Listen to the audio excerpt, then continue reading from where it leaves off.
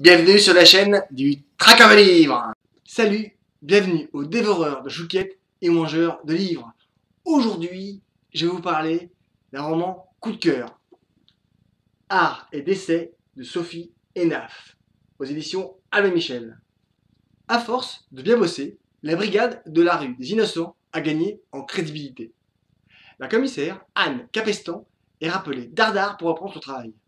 Assise dans le bureau de son patron, Buron, le directeur régional de la police judiciaire, elle tente de l'écouter tout en gardant son regard émerveillé sur sa petite fille, Joséphine. Buron lui demande de reprendre le boulot. Sans elle, son équipe est beaucoup moins efficace. Bien que la commissaire l'ait laissé au bon soin du commissaire Le Breton, il faut se remettre au boulot. Sauf que là, tout de suite, regarder évoluer Joséphine la ravit. Elle n'a pas du tout envie de reprendre du service. Malgré ce que son patron pense, elle a gardé des contacts proches avec ses collègues. L'arrivée de Joséphine au milieu de tout ce petit monde a un peu bouleversé leurs habitudes, mais a surtout resserré les liens. Chacun y était son coup de main. Tous l'ont aidé à ne pas rester seul, conscient que la seule personne qui devait être là se trouve encore derrière les barreaux. La brigade est constituée de flics cabossés, escatés par la vie ou juste mis à l'index. Pourtant, Capestan en a fait une équipe redoutable. Son second, Louis-Baptiste Le Breton, ancien négociateur du RAID, a été écarté du groupe d'intervention par la bêtise de ses chefs pour la simple raison de son homosexualité.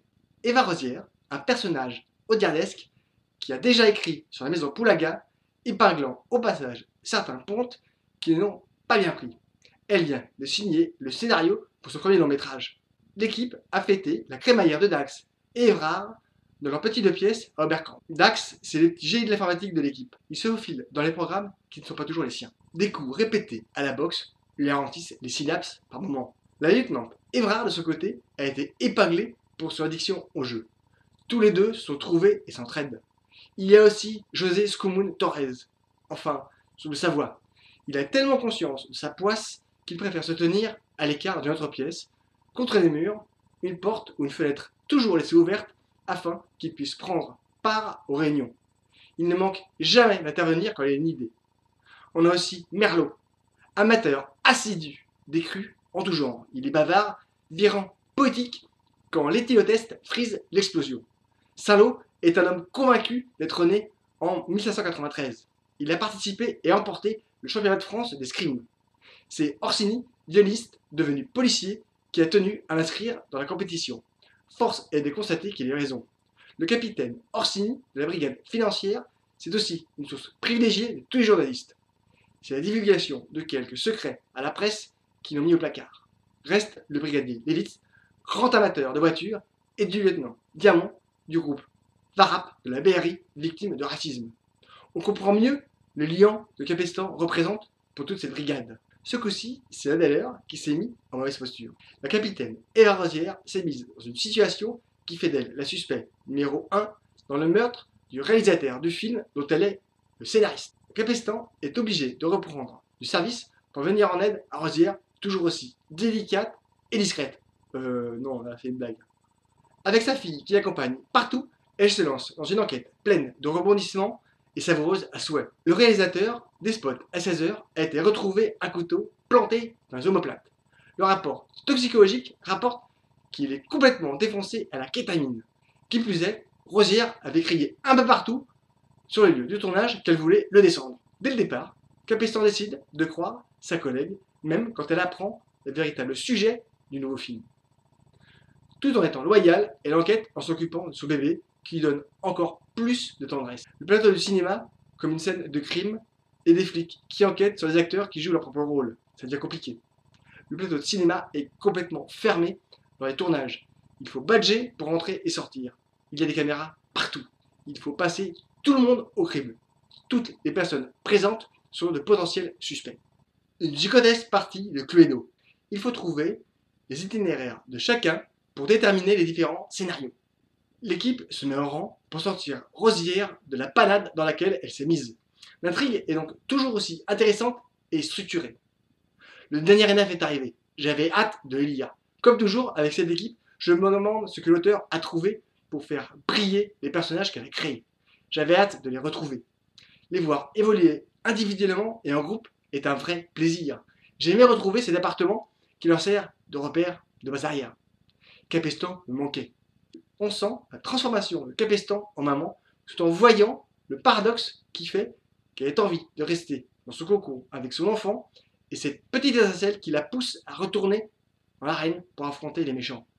Un Cluedo géant version télé-réalité avec des dialogues rock'n'roll, une histoire simple, efficace. Enaf nous amuse avec un jeu de miroir, des policiers qui travaillent sur un plateau de cinéma en enquêtant sur les acteurs qui jouent leur propre rôle. On découvre aussi l'envers d'un décor où tout n'est que carton-pâte. Avec Rosière aux commandes, on voit aussi le cynisme d'un certain milieu, mais aussi pourquoi tant et tant de personnes font tout pour pénétrer dans le cours des grands. Pouvoir mettre en place une histoire que l'on a imaginée et tout faire pour rendre hommage au personnage inventé. Un humour corrosif mêlé à la tendresse d'un bébé, tout en restant droit dans ses lignes. Capestan met tout en œuvre pour que son équipe lève le voile. Les lumières s'éteignent, le clap de tournage vient de s'abattre, que le spectacle commence. Action! La mise en scène des personnages de Sophie et Naf sur un plateau de cinéma est prête. Et si nous devions trouver des acteurs et actrices pour chacun? Quel choix magique pour incarner ces rôles tous touchants. Pour un Capestan, moi j'ai choisi Mélanie Laurent. À vous de trouver les autres. Rappelez-vous, un vrai coup de cœur du tracker. Sinon, mangez les chouquettes, lisez, éclatez-vous, abonnez-vous. C'est gratis pour donner un coup de main au blog et à la chaîne. Parlez-en et partagez. Maintenant, l'instant bio. Sophie Enaf est née le 9 août 1972. Je n'ai pas trouvé grand-chose sur Internet à part ces quelques phrases habituelles. Elle est journaliste, romancière et traductrice. Elle travaille au magazine Cosmopolitan où elle tient une chronique humoristique. En août 2006, elle traduit en français le roman Monsieur fait le ménage, Clean Like a Man, de l'écrivain américain Tom McNulty. En 2015, elle sort Poulet grillé, un roman policier plein d'humour qui tourne autour d'une brigade de policiers un peu cabossés, dirigée par le commissaire Anne Capestan. Le roman remporte le prix du polar en série, le prix Arsène Lupin, le prix des lecteurs, du livre de poche. En 2016, le deuxième tome restait groupé. En 2019, le troisième volet, Art et décès. Un vrai coup de cœur de tracker. Mangez des chouquettes, lisez, éclatez-vous, abonnez-vous, c'est gratis pour donner un coup de main au blog et à la chaîne.